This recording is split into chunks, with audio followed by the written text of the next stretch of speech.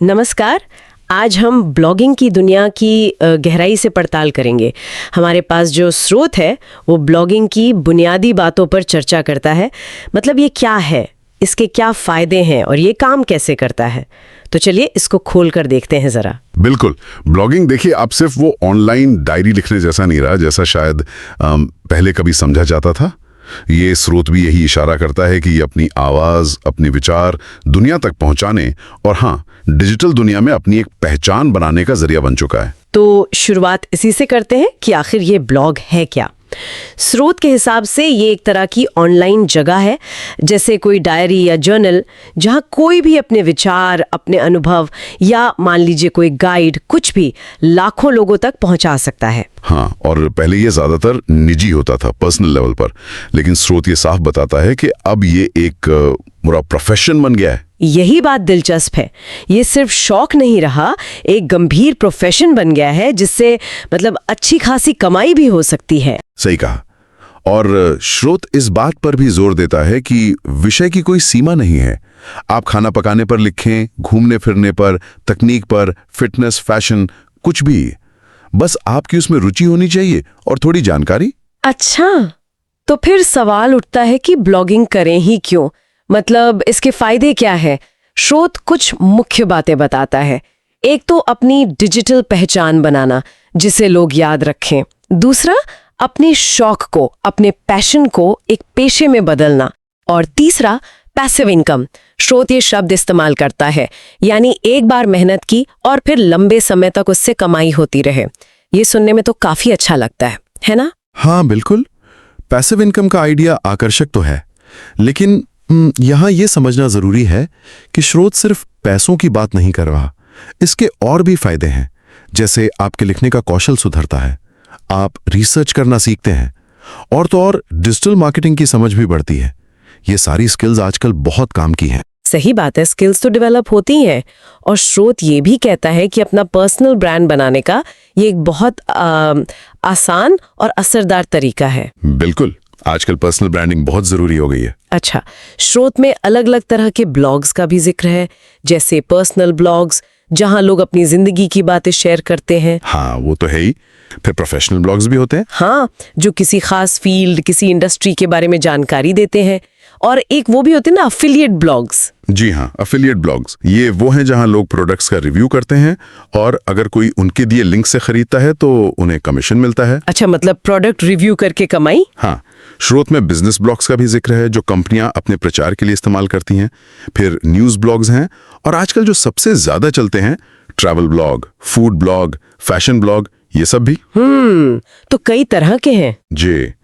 और स्रोत एक बहुत जरूरी बात कहता है कि ब्लॉग शुरू करते वक्त अपने इंटरेस्ट और अपने ज्ञान का ध्यान रखना बहुत जरूरी है, क्योंकि वही आपको लंबे समय तक टिकाए रखेगा।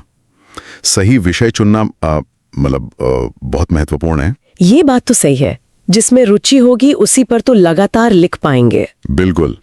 अगर आप सिर्फ इसलिए लिख रहे हैं क्योंकि कोई टॉपिक ट्रेंडिंग है लेकिन उसमें आपकी रुचि नहीं, तो ज्यादा दिन चलेगा नहीं। निरंतरता बहुत जरूरी है। चलिए अब उस मुद्दे पर आते हैं जो शायद बहुत लोग जानना चाहते हैं, कमाई।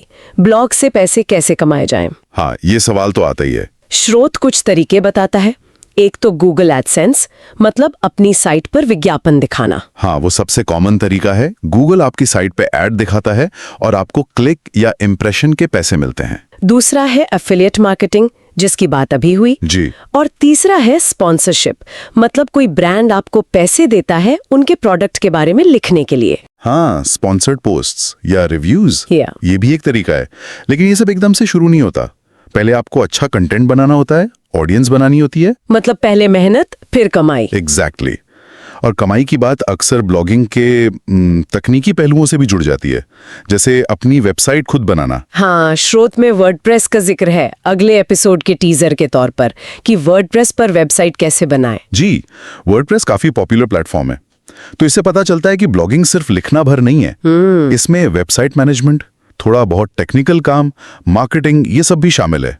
एक पूरा इकोसिस्टम है ये। तो कुल मिलाकर देखें तो ब्लॉगिंग अपने विचारों को दुनिया के साथ साझा करने का, अपनी एक पहचान बनाने का, नए हुनर सीखने का और हाँ, कमाई करने का भी एक बहुत शक्तिशाली जरिया है। सही कहा।